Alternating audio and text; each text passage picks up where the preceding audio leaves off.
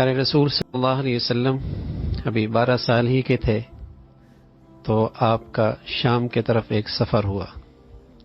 آپ کے چچا ابو طالب نے ایک تجارتی قافلے میں آپ کو ساتھ لیا،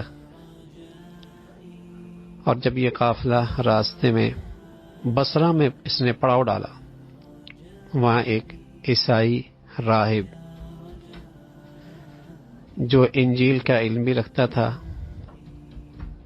اور عیسائیت پر عمل پیرا بھی تھا، اس کی پیارے رسول صلی اللہ علیہ وسلم پہ نظر پڑی تو آپ کو اور سے دیکھنے لگا، اور اس نے کچھ آپ سے بات چیت بھی کی. پھر ابو طالب کی طرف متوجہ ہوا اور ان کے درمیان اور ان سے کہنے لگا کہ یہ لڑکا کون ہے؟ ابو طالب شدید محبت میں اور انتہائی شفقت کی بنیاد پر آپ کو اپنا بیٹا کہتے تھے. تو ابو طالب کہنے لگے میرا بیٹا ہے. تو وہ راہب کہنے لگا کہ ہرگز نہیں، اس لڑکے کا باپ زندہ نہیں ہو سکتا. تو ابو طالب کہنے لگے میرا بھتیجا ہے.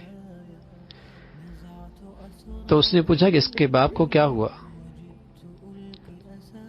تو آپ کے چچا کہنے لگے کہ ان کے والد کا اسی وقت انتقال ہو گیا تھا جب یہ ابھی اپنی ماں کے پیٹ میں تھے.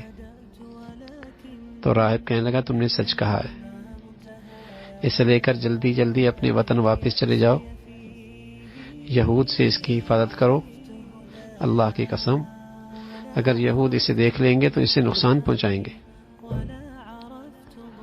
اور آئندہ تمہارے اس بھتیجے کی بڑی شان ہوگی. اس کے بعد ابو طالب نے فوراً ہی پیارے رسول صلی اللہ علیہ وسلم کو مکہ واپس لے گئے. اور جب آپ کو مکہ لے گئے تو اس واقعے سے یہ بات معلوم ہوئی کہ اہل کتاب کو، خواہ وہ یہودی ہوں نصرانی ہوں، انہیں آپ کی بعثت کا علم تھا.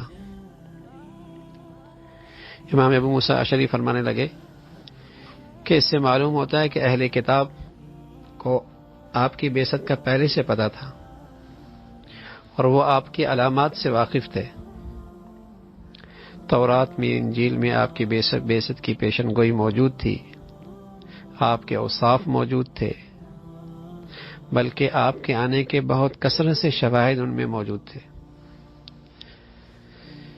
اور رسول اللہ صلی اللہ علیہ وسلم کے دنیا میں آنے سے پہلے یہودی آپ کے ذریعے اوس اور خزرج کے مقابلے میں فتح اور نصرت کی آس لگائے ہوئے بیٹھے تھے کہ ہم آپ کی قیادت میں اور آپ کے لشکر میں شامل ہو کر ہم عاد اور ارم کی طرح اوس اور خزرج کو قتل کریں گے. لیکن جب آپ علیہ الصلوۃ والسلام کی بعثت ہوئی تو یہ ایمان نہ لائے.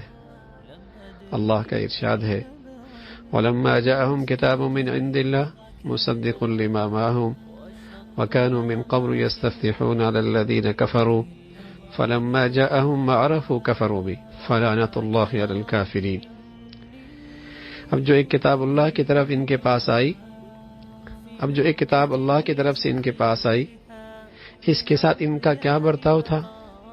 باوجود ہے کہ وہ اس کتاب کی تصدیق کرتی ہے جو ان سے پہلے ان کے پاس موجود تھی، اور باوجود ہے کہ آپ ان کی آمد سے پہلے وہ خود کفار کے مقابلے میں فتح اور نصرت کی دعائیں مانگا کرتے تھے، مگر جب وہ چیز آ گئی اور وہ پہچان بھی گئے تو انہوں نے اسے ماننے سے انکار کر دیا.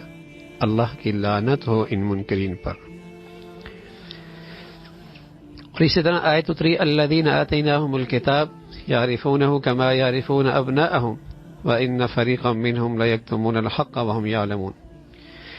جن لوگوں کو ہم نے کتاب دی وہ اسے ایسا پہچانتے تھے جیسے اپنی اولاد کو پہچانتے تھے، مگر ان میں سے ایک گروہ جانتے بوجھتے حق کو چھپا رہا ہے. تو یہودی، عیسائی اللہ کے نبی صلی اللہ علیہ وسلم کو اچھی طرح پہچانتے تھے. حضرت عمر ابن خطاب رضی اللہ تعالیٰ عنہ نے عبداللہ ابن سلام سے، جو پہلے یہودی تھے بعد میں اسلام لے آئے، ان سے پوچھا کیا تم محمد صلی اللہ علیہ وسلم کو اسی طرح پہچانتے ہو جیسے اپنے بیٹے کو؟ تو انہوں نے جواب دیا ہاں، بلکہ اس سے بھی زیادہ اچھی طرح. اللہ نے آسمان میں اپنے امین کو زمین میں اپنے امین کے پاس بھیجا اللہ نے آسمان میں اپنے امین کو زمین میں اپنے امین کے پاس بھیجا. جبرائیل امین بھی امین ہے، محمد رسول اللہ بھی امین ہے، اور اس کی صفات بتائیں. اس طرح میں نے اسے پہچان لیا. رہا میرا بیٹا تو مجھے معلوم نہیں کہ اس کی ماں نے کیا کیا کیا. اس طرح سلیمان فارسی نے اسلام قبول کرنے کا سبب یہ تھا کہ وہ انجیل، راہبوں اور علماء اہل کتاب سے نبی علیہ الصلوۃ والسلام کی خبریں، علامتیں معلوم کرتے تھے.